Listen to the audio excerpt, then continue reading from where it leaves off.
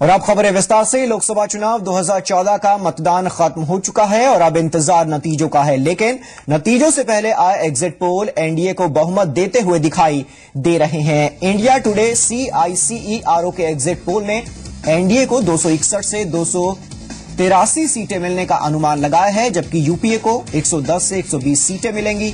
इसके अलावा अन्य दलों को 150 से 162 सीटें दे रहे हैं। वहीं इंडिया टीवी और सी वोटर के सर्वे में भी एनडीए को पूर्ण बहुमत मिलता हुआ दिखाई दे रहा है। इंडिया टीवी, सी वोटर एनडीए को 289 सीट, कांग्रेस को 101 सीट, जबकि अन्य को 148 सीट मिलती हुई दिखाई दे रही हैं।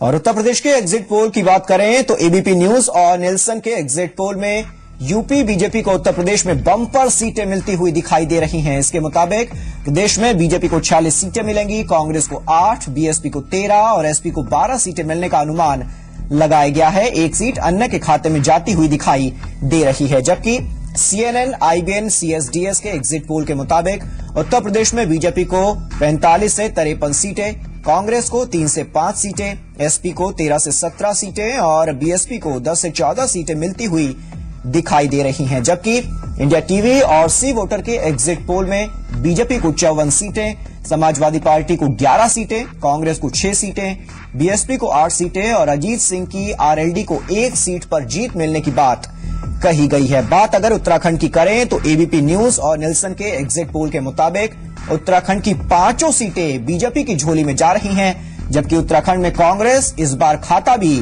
नहीं खोल पा रही है।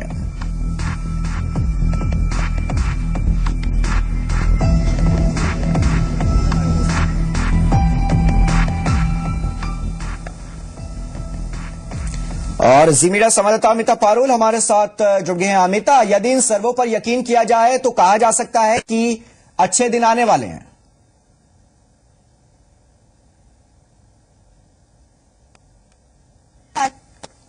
लगातार अभी से जो कार्यकर्ता है और नेता है वो खुश नजर आ रहे हैं, क्योंकि एग्जिट पोल की अगर बात करें तो एनडीए गवर्नमेंट सीधे बनती हुई दिख रही है। अगर सभी एग्जिट पोल्स की हम बात करें तो सब एक मत में एनडीए गवर्नमेंट को बनने की बात कर रहे हैं और बीजेपी को सबसे ज्यादा एक तरह से सीटें मिलने की बात कही जा रही है। और अगर हम उत्तर प्रदेश के संदर्भ में भी देखें तो ये बहुत महत्वपूर्ण इसलिए हो जाता है क्योंकि 2009 के जब चुनाव हुए थे तो बीजेपी को सिर्फ 10 सीटें मिली थी यूपी में, लेकिन अब जो एग्जिट पोल बता रहे हैं उसमें कोई बीजेपी को 45 के ऊपर आंक रहा है तो कोई 55 तक सीटें दे रहा है। तो अगर हम बीजेपी को इतनी सीटें मिल जाती हैं तो जाहिर सी बात है कि और जो दल हैं उनका एक तरह से सीधे सफाया होता यूपी में दिख रहा है। और खास तौर से कांग्रेस पार्टी की अगर बात करें तो 5 सीटों से ज्यादा एग्जिट पोल कांग्रेस पार्टी को यूपी में नहीं दे रहे हैं। और उसके अलावा अगर बीएसपी और एसपी की भी बात की जाए तो वो भी 10 से 15 के बीच ही सिमटते हुए नजर आ रहे हैं। तो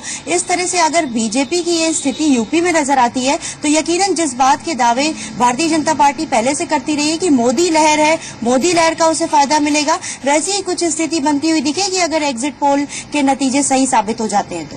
अमिता, कुछ सर्वे में यह भी कहा गया है कि उत्तर प्रदेश में बीजेपी को 55 सीटों के करीब मिलती हुई दिखाई देंगी। यदि ऐसा हुआ तो 1998 का वो रिकॉर्ड याद आएगा जब एक वक्त था जब बीजेपी ने 58 के करीब सीटें जीत ली थी। बिल्कुल, यही वजह है कि लगातार जितने बीजेपी के नेताओं से हमारी बात हो रही है वो इस बात को एक तरह से पुख्ता कर रहे हैं और ये मान रहे हैं कि जो सर्वे बता रहे हैं वैसे ही कुछ स्थिति बनेगी जब 16 मई को नतीजे आएंगे। क्योंकि भारतीय जनता पार्टी के नेता हमेशा से इस बात का दावा करते रहे हैं, खासतौर से अगर हम यूपी के जो इनके अध्यक्ष लक्ष्मीकांत वाजपेयी उनके दावों की बात करें तो वो इस बात को कहते रहे हैं कि इस बार यूपी में मोदी लहर का फायदा मिलेगा। और क्योंकि खुद नरेंद्र मोदी वाराणसी से मैदान में है तो न सिर्फ पूर्वांचल बल्कि पूरे यूपी में इसका असर देखने को मिलेगा और करीब 60 सीटें तक हम पाएंगे। ये बात लक्ष्मीकांत वाजपेयी चुनाव की शुरुआत से कहते रहे हैं। तो अब ये देखना है कि जिस तरह से एग्जिट पोल बता रहे हैं अगर 55 सीटें बीजेपी को यूपी में मिल जाती हैं तो जाहिर सी बात है कि वो अभी तो असर डालेंगी ही डालेंगी, लेकिन 2017 के जो चुनाव होने हैं विधानसभा के यूपी में उस पर भी इसका असर सीधे तौर पर देखने को मिलेगा। क्योंकि पिछले 2 बार से अगर हम देखें तो बहुजन समाज पार्टी को एक बार क्लियर कट मेजोरिटी मिली और उसके बाद समाजवादी पार्टी को क्लियर कट मेजोरिटी मिली, तो अगर बीजेपी की ऐसी स्थिति लोकसभा चुनाव में दिखती है तो जाहिर सी बात है कि पार्टी मजबूत होगी यूपी में और उसका असर आने वाले विधानसभा चुनाव में भी सीधे तौर पर देखने को मिलेगा। जी शुक्रिया अमिता तमाम जानकारियों के लिए। तो एग्जिट पोल साफ साफ ये कह रहे हैं कि एनडीए की सरकार बनेगी और पूर्ण बहुमत के साथ सरकार बनेगी तो उत्तर प्रदेश में बीजेपी को 45 सीटें मिल सकती हैं। सर्वे में कुछ इस तरह की बात कही गई है। इसके अलावा समाजवादी पार्टी को 11 और कांग्रेस को सिर्फ 6 सीटें उत्तर प्रदेश में। इंडिया टीवी और सी वोटर का यह सर्वे था जिसमें बीजेपी को सबसे ज्यादा सीटें मिलती हुई दिखाई गई हैं और बीएसपी को सिर्फ 8 और आरएलडी को भी 1 सीट मिलती हुई दिखाई दे रही हैं। और दो संवाददाता हमारे साथ जुड़ गए हैं। पटना से आशुतोष हमारे साथ जुड़ गए हैं, जबकि कानपुर से हमारे साथ राजेश नाथ अग्रवाल हमारे साथ जुड़े हैं। राजेश नाथ अग्रवाल, जिस तरह से ये एग्जिट पोल सामने आए हैं, एनडीए को पूर्ण बहुमत मिलता हुआ दिखाई दे रहा है, वहां पर किसी बड़े नेता की कोई प्रतिक्रिया मिली है एसपी की तरफ से या बीएसपी की तरफ से? देखिए, कानपुर में जो दो बड़े नेता हैं वो खुद यहाँ के उम्मीदवार हैं।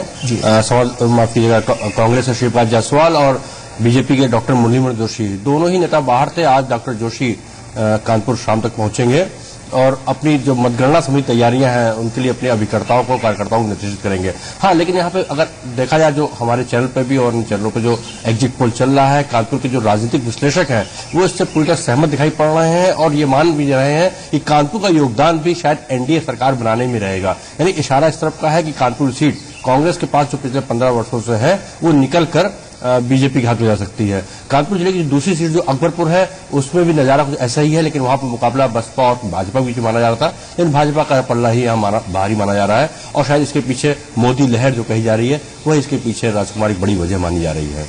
आरएन, लेकिन हमें 2004 और 2009 के एग्जिट पोल को भी याद रखना होगा। उस वक्त सारे आंकड़े गलत साबित हुए थे और शायद यही एक उम्मीद की किरण इस वक्त कांग्रेस को नजर आ रही है। देखिए, एक राजकुमार एक आत्मविश्वास था कि 2004 में लूज करना पड़ा। इंडिया शाइनिंग जो नारा दिया गया तो जनता ने इसको नकार दिया था। उनको लगा था इतना ऐसा कोई काम नहीं होगा, हम चमकता हुआ भारत कहें, और यही बात थी जो एंटी इनकम्बेंसी जो वोट होता है, इस पर कहा जा रहा है हर हाथ शक्ति हर हाथ तरक्की, या जितने काम किए उसके दावे किए गए, तो पूर्णतः 100% जो मतदाता होते हैं, जो नागरिक होते हैं, वो किसी भी सत्ता से शायद संतुष्ट नहीं हो पाते हैं और वो परिवर्तन दिखाई पड़ता है। हम चाहे लोकसभा की बात करें, चाहे विधानसभा चुनाव की बात करें, अगर यूपी का अगर नेचर आप देखते हो तो यहाँ पे बसपा और सपा पलट के बाजी मारती हैं। तो वजह यही होती है कि एक को अजमाने के बाद दूसरे को लाया जाता है। एक मौका था कि 2009 में जब माना जाता शायद कांग्रेस के खिलाफ जाएगा जनमत, लेकिन ऐसा नहीं हो सका था। इस बार लहर कुछ वैसी नहीं दिखाई पड़ रही है। इस बार मामला 2004-2009 से बहुत अलग है। कांग्रेस के लिए सरवाइव करने के लिए एक जो प्रश्न है वो उतना आसान नहीं है जितना उन्होंने रिगेन कर लिया 2009 में। 2004 में वही जो पोजीशन थी कि अटल सरकार के खिलाफ जनमत हुआ था, शायद 2014 अपने इतिहास को दोहराएगा। जी आरएन, बने रहिए हमारे साथ और बिहार का रुख करेंगे। आशुतोष है हमारे साथ। आशुतोष, बिहार में एग्जिट पोल किस तरह की तस्वीरें दिखा रहे हैं? देखिए, एग्जिट पोल में जो तस्वीरें निकलकर सामने आ रही हैं उसमें जो ज्यादा सीटें मिली हैं वो 25 से 28 बताई जा रही हैं। 40 लोकसभा क्षेत्रों में 25 से 28 बीजेपी को सीट मिलते हुए दिख रहे हैं। इसके अलावा एक बड़ा फेरबदल यहां पर दिख रहा है। जेडीयू को मात्र 2 सीटें मिलते हुए दिख रही हैं और आरजेडी कांग्रेस गठबंधन की बात करें तो 10 से 15 के बीच में बताया जा रहा है कि आरजेडी कांग्रेस गठबंधन को यहां सीटें मिलेगी। एक खास बात ये देखने में मिली कि वोटों का जो ध्रुवीकरण पूरे देश में देखने को मिला है वो यहां पर भी देखने को मिला है और यही वजह रही कि वोटिंग परसेंटेज काफी लाजवाब रहा। यहां पर पिछले टूटे हैं 56% वोटिंग परसेंट यहां पर देखने को मिला, जबकि अगर 2009 की बात करें तो यहां पर 44% वोटिंग हुई थी। और अगर पुरुषों की बात करें तो पुरुषों में 54% मतदान पुरुष करते हुए दिखाई दिए। इससे ज्यादा महिलाएं काफी एग्रेसिव दिखी, 57% यहां पर महिलाओं का वोटिंग परसेंटेज है। तो ये काफी आश्चर्यजनक बदलाव देखने को मिला। एक सबसे महत्वपूर्ण बात मैं आपको बताना चाहूंगा कि जो वोटों वोटों का ध्रुवीकरण हुआ है वो काफी दिलचस्प हुआ है।